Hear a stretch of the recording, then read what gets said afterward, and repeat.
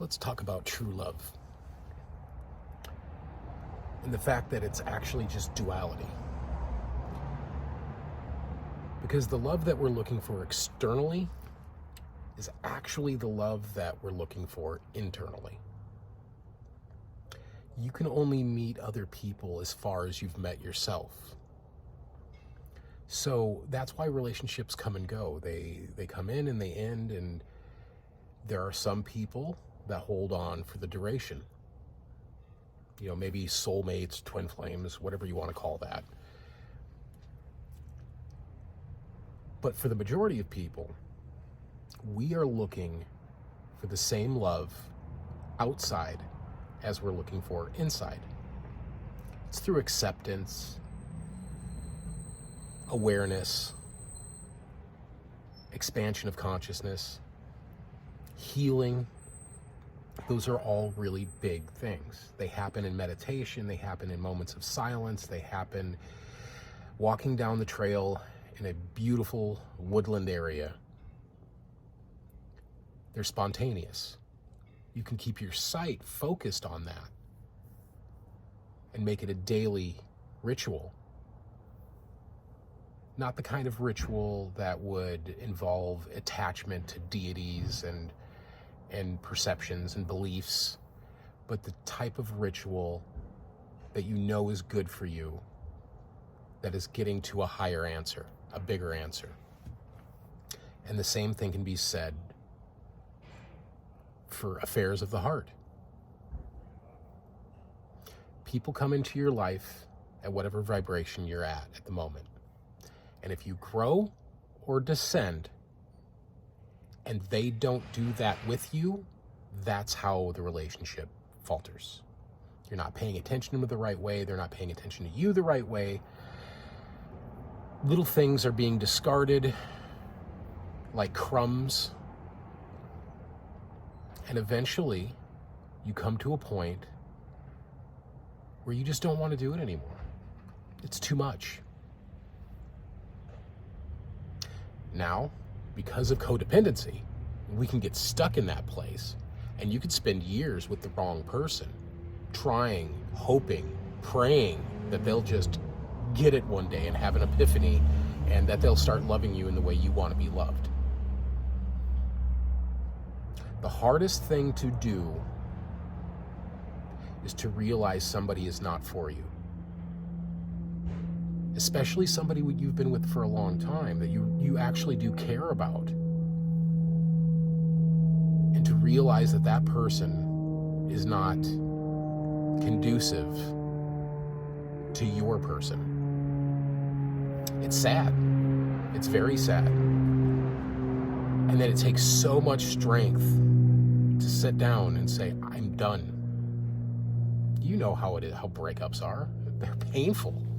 Very rarely do they ever go, yeah, I agree with you 100%, we should break up. It's usually an ordeal. I mean, I've broken up with people and spent an entire night, all night long, hashing everything out and still feeling the same way. It takes a lot of energy. And the opposite of that is it takes that same amount of energy to get into somebody, to dig on somebody in a way that isn't expecting something out of them other than who they are. Love for the sake of love, caring for the sake of caring. And you can also look at that as like, well, then if love is just love, then why have relationships at all? Well, because it's source shining back at you, showing you who you are through someone else. We all have moments of clarity. All of us.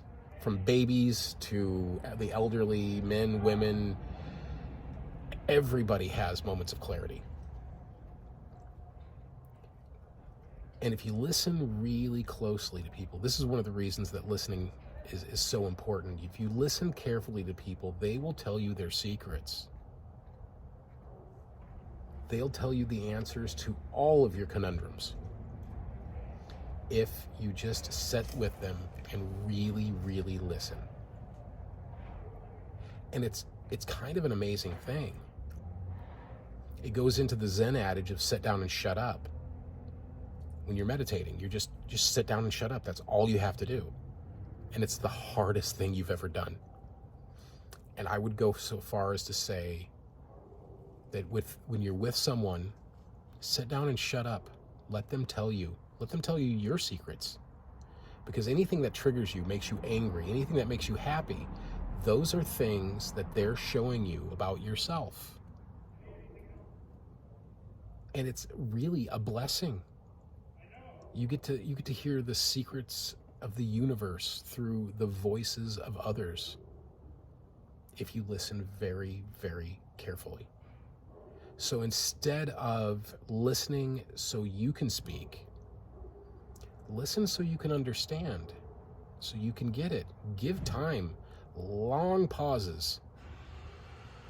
Give your mind time to process what is actually happening. I've been in relationships where the person told me we were going to break up on such and such a date. As soon as this emotion is cleared, I'm out. I have been in friendships with people that's turned into relationships, and they told me the date that it was going to happen. As soon as this emotion is processed properly, you and I can be. The problem is we get stuck in the yearning part. We get stuck in the part of what can they do for me? What do they add to my life? And we rarely look at what we can add to theirs. And the answer is somewhere in the middle of what you can do for each other in a way that makes both of you grow relatively at the same pace. That is the truth of a good, solid foundation. You've noticed the harder you look for the person, the farther away they are. But when you give up looking, they just appear. Like you're thinking about something else. You want to do something else. You're not really looking for the relationship. Maybe you're looking for just sex. Maybe you're looking for just somebody to talk to. Maybe you're at a pottery class. And then they just come out of nowhere, because that's the way they should come out. They should come out of nothing. No anticipation, no expectations, just two souls coming together and maybe drifting off at some other point. And it's up to you how you act or react or respond to that. Breakups are hard because we make them hard, because they need to be hard. They need to be difficult for us to really get the gravity of what they were. I've learned more through other people and how they perceive and observe than I have on my own. And I've learned even more just being quiet. The silence, that all prevailing silence is just, unless you've been there, you can't possibly know. But it will tell you secrets you never thought possible. And everything is a learning experience to encourage your consciousness. And your consciousness encourages your creativity. And your creativity encourages more consciousness. And how you look at things and change your perspective moment to moment is how things turn out for you. I'm sure you've heard like poverty mindset or codependencies.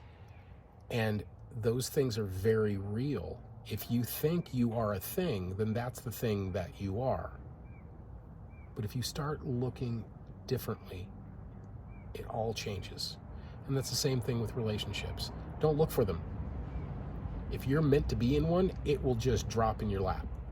And if you're not, it won't. So it depends on your level of observation and perception.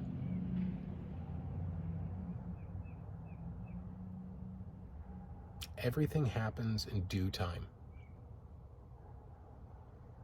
But what I can tell you for certain is you meet people at the level you've met yourself. If you want to find good, solid relationships with really good, solid people, you need to be good and solid. You need to go through those traumas. You need to heal as much as you can. You need to regurgitate the pain and the suffering over and over and over again until there is just nothing left of it but a memory. And once there's nothing left of it except the memory, then you realize that whatever feeling or emotion you attached to it was fleeting, like a storm passing. If you're down in the dumps, sit down until you're no longer down in the dumps. Just be silent and quiet and accepting of it. And it will pass. You will get some amazing, profound epiphany, and it will just pass. And then someday it might come back, and you got to look at it in a different way. So you can only love others at the level you love yourself. And I think if people really paid more attention to who they are, they could really get something beneficial out of who other people are. Because you can see your reflection. And whatever that reflection is the person that you're with, and that person that you're with will show you where you still need to work. So, on that note, much love.